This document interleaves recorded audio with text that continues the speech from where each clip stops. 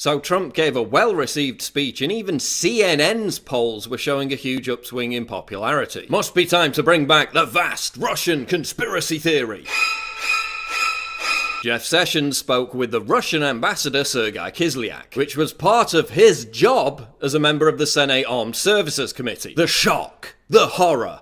How dare he? I mean, it's not like Russian ambassador Sergei Kislyak visited the Obama White House 22 times. It's not like Russian ambassador Sergei Kislyak sat with and spoke with top Democrats at Trump's speech just a few days ago. But Democrat Claire McCaskill says she never met with a Russian ambassador as a member of the Senate Armed Services Committee, despite back in January 2013 tweeting that she was off to meet the Russian ambassador. And here's a picture of her meeting with the Russian ambassador. I mean, meeting with Russians is just awful. Who would do such a thing? Maybe if Jeff Sessions had just sold 20% of America's uranium to Russia, like Hillary Clinton did in return for a $2 million Clinton Foundation payoff, in addition to a $500,000 check for Bill Clinton giving a speech in Moscow, maybe only then Democrats wouldn't be complaining, because they damn sure didn't complain about that. But Jared Kushner and Michael Flynn met with Russian Ambassador Kislyak in December. Oh my god. Oh wait, even the New York Times says it's, quote, common and not improper for transition officials to meet with foreign officials. But Sessions had to recuse himself, just like Loretta Lynch had to recuse herself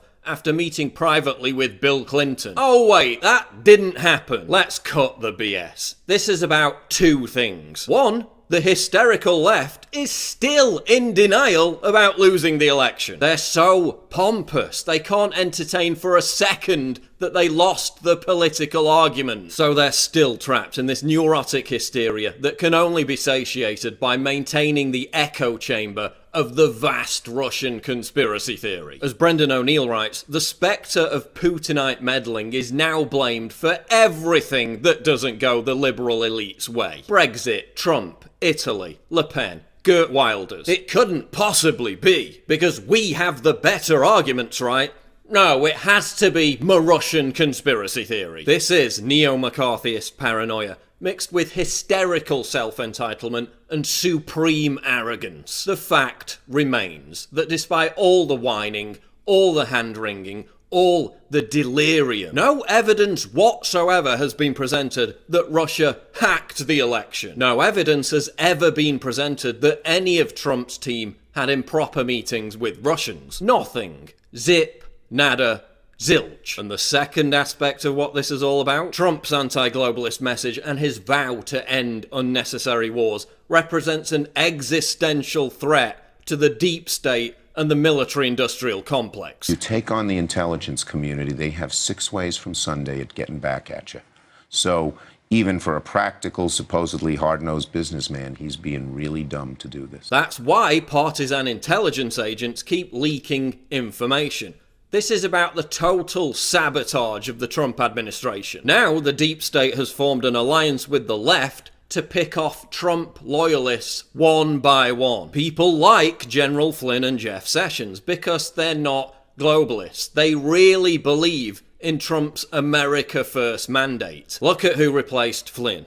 General McMaster, a CFR member and a member of other globalist bodies. Look at who dominates Trump's foreign policy team.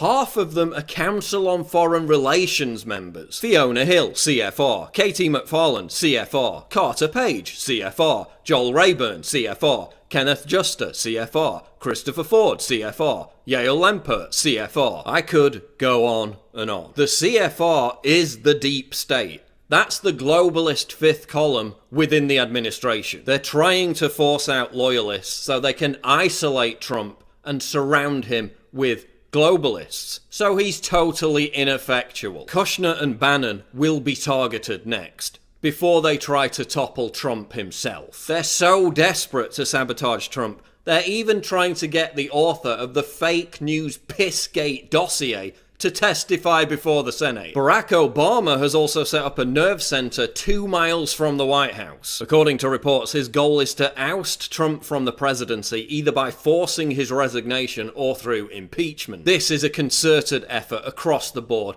to delegitimize, sabotage, and eventually overthrow the Trump administration. How can Trump counter this? Well, for one, his administration can stop caving and apologizing to deep state bullies and contrived leftist hysteria. Stop treating sellout Republicans and rhinos like John McCain and Marco Rubio with any respect. They don't deserve it. The establishment GOP only knows about apologizing and losing. They have no power. And stop even acknowledging contrived controversies whipped up by the biased fake news media. They're widely hated and their credibility is in the toilet. Polls show that more Americans trust Trump. And above all, purge your administration of this globalist fifth column. There can be no compromise. These people literally want to overthrow a democratically elected government. They don't have the moral high ground. You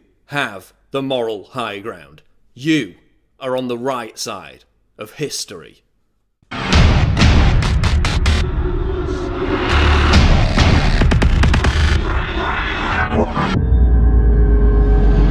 Click the link below to subscribe to the channel, and for more breaking news go to Infowars.com. The Making of the President 2016, How Donald Trump Orchestrated a Revolution. This is the untold story of how Trump defied all the odds to win the presidency. From former Trump confidant Roger Stone, the inside scoop of how Trump rocked the establishment. Get your signed copy of The Making of the President right now at InfoWarsStore.com.